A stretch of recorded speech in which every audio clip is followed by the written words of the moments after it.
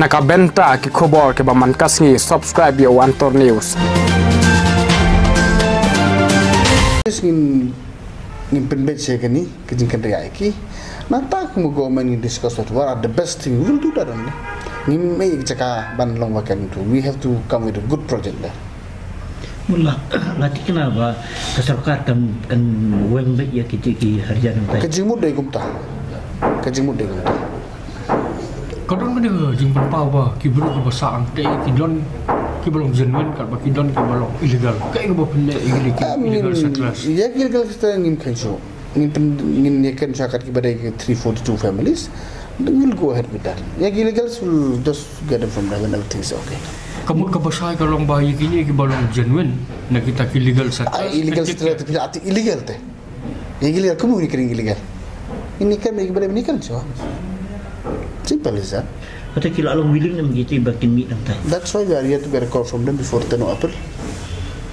Primban where to see them. Tinggal ay blueprint sa situ committee ro. Tama 2 point of election.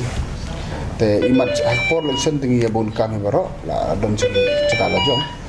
Tinggal pan por imat kumbalay nai baro baga ko kalawang ban trof lo kat bala.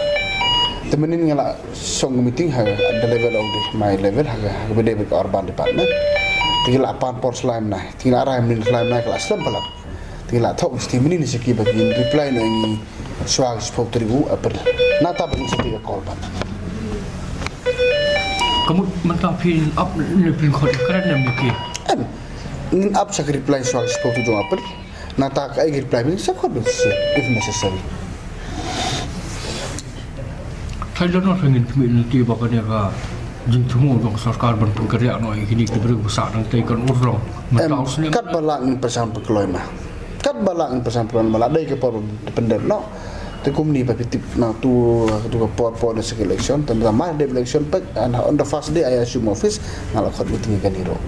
the meaning la tau siki mean please reply halor jeng blueprint bingela ayap what is your opinion the market reply the chairman ko high level